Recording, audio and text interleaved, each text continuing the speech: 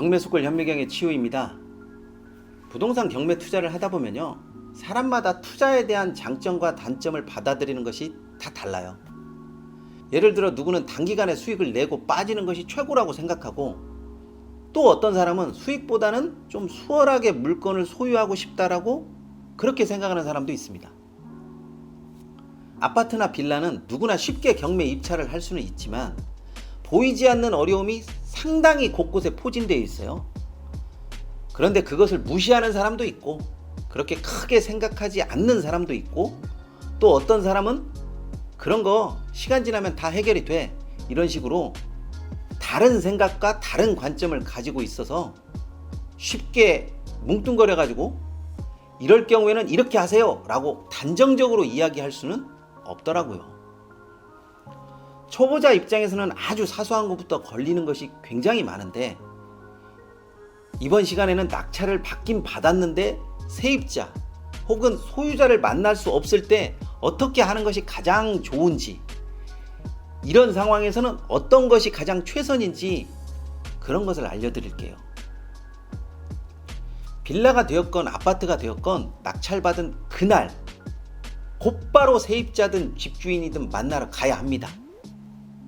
저는 또 그렇게 시켜요. 쫄지 말고 그냥 당당하게 가야 합니다.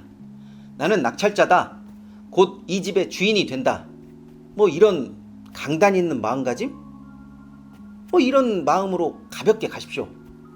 낙찰 받고 점유자를 만나고 오라고 보내면 대부분 10에 9은 아무도 만나지 못하고 돌아와요. 그런데 그것은 당연해요. 그래도 그날 만나고 오라고 시킵니다, 제가. 그러면 아무리 초인종을 눌러봐도 사람이 안 나와요. 언제까지 기다려야 하나요? 계속 기다려야 하나요? 뭐 이런 식으로 연락이 와요. 기다리기는 뭘 기다려요. 그냥 오면 되는 거지. 근데 돌아오기 전에 꼭 쪽지를 적어놓고 돌아오라고 하죠. 포스트잇에 이렇게 적습니다. 낙찰자입니다. 말씀드릴 것이 있습니다. 그리고 연락처를 간단히 적어놓고 오십시오. 자, 그러면 연락이 반드시 오느냐? 어떨 것 같아요? 정답은 올 수도 있고 안 올 수도 있다라는 거죠. 2018 타경 11650 물건입니다. 이 물건도 낙찰자가 낙찰받고 여러 번 들리고 또 쪽지도 여러 번 써놓고 왔는데 주인을 만날 수가 없다고 해서 계속 저에게 하소연했던 그런 물건이에요. 자, 그러면 어떻게 해야 할까요? 누군가는 그거 뭐 아무도 만날 수 없으니까 그냥 강제 집행하면 되는 거 아니야? 이렇게 생각하실 수도 있죠. 이렇게 생각은 할 수 있는데 뭐 강제 집행은 뭐 쉽게 됩니까? 시간은 시간대로 잡아먹고 쉽게 무슨 일이 되는 것도 아니고, 그렇기 때문에 불안감이 더 커지죠. 따라서 무조건 믿을 것도 못 된다라는 겁니다. 상대방을 압박을 해야 되는 것이 가장 최우선이죠. 그럼 어떻게 압박을 해야 하는 것이 가장 좋을까요? 자, 이 물건 낙찰자는 매일같이 쪽지를 쓰고 가서 점유자를 기다리고 뭐 이렇게 하다 보니까 자연히 옆에 있는 사람들과 친해져서 소유자가 며칠마다 한 번씩 돌아온다라는 사실도 알려주고, 공동 관리비를 걷는다고 해서 적어놓은 비상 연락처도 알려주고, 뭐 이런 식으로 조금 장점이 있었다고 하네요. 보통 초보자들은 세입자 연락처를 알아내면 엄청 좋아합니다. 그런데 연락이 잘 되면 좋고 또 좋은 이야기가 오가면 좋은데 그렇게 되지 않는 경우도 종종 있죠. 그래서 연락을 그냥 씹으면 굉장히 크게 실망을 해요. 할 수 있는 것은 다 해봐야 되는데 일단 전화 통화를 하든 만나든 어떻게든 이야기를 나눠봐야 뭔가 해결 방법이 나오든 말든 할 거 아닙니까? 그렇게 하기 위해서는 주민센터에 가서 전입세대 열람은 기본으로 하고, 전 소유자와 연락을 해달라고 부탁하기도 하고, 거주 불분명자로 등록 절차를 알아보기도 하고 해서 전방위적으로 압박을 합니다.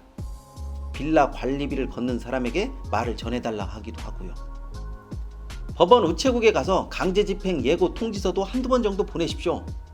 보기보다 이게 꽤 효과가 좋아요. 아무튼 이 물건 전 주인은요, 강제집행 예고 통지서를 임의로 만들어서 대문에 붙여 놓으니까요. 그제서야 연락이 왔다고 하더라고요. 낙찰자는 연락이 안 돼 나중에 사다리라도 타고 창문으로 넘어가려고 그런 마음까지 가졌다고 하더라고요. 뭐 얼마나 답답했겠어요.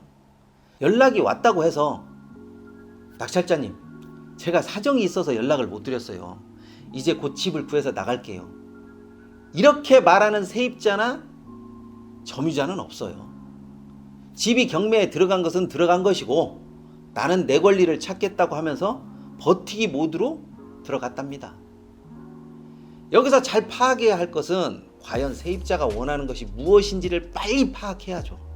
단순히 그냥 이사 비용을 더 받기 위해서 버티는 것인지, 아니면 정말로 나갈 곳이 없어서 혹은 여건이 허락되지 않아서 갈 곳이 없었는지 좀 재빠르게 파악할 필요성이 있어요.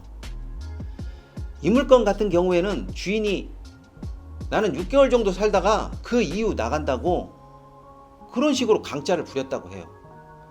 그런데 6개월을 기다려줄 낙찰자가 어디 있겠습니까? 그냥 강제 집행한다고 하고 단호하게 나오니까 며칠 못 버티고 나간다고 연락이 왔다고 하더라고요. 나간다고 했다고 하더라도 끝까지 안심하지 마시고 지켜보세요. 배당을 받는 세입자라면 명도 확인서를 짐 다 빼고 도장 찍어주고, 배당을 못 받는 세입자라고 해도 확인서를 꼭 가지고 가라고 하면서 또 한 가닥의 희망을 심어주는 거죠.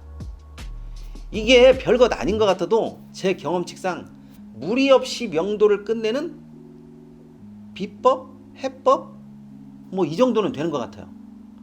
애쓴다가 결과가 좋은 것도 아니고요. 결과를 좋게 하려고 많은 노력을 해야 되는 것도 아니에요. 그냥 제가 생각하기에 할 수 있는 것을 모두 하고 기다려보는 거죠. 그렇지만 사람이 하는 일이니까 어떤 식으로든 해결책이 나온다라는 거, 그거는 잊지 마십시오. 그리고 이런 명도 몇 번 하면요, 눈치가 모르긴 몰라도 아마 몇십 단은 올라가요. 그냥 저절로 올라가요. 그건 진짜입니다. 전 주인은 나간다 못 나간다를 반복했지만 낙찰자가 이 상태까지 왔는데 더 이상은 나는 못 기다린다 한 식으로 단호하게 나가니까 결국은 꼬리를 내리고 이사를 나갔답니다. 알림 설정도 좀 부탁드리고요. 좋아요와 구독도 꼭 좀 눌러주시기 바랍니다. 이번 시간은 여기까지 하도록 하겠습니다.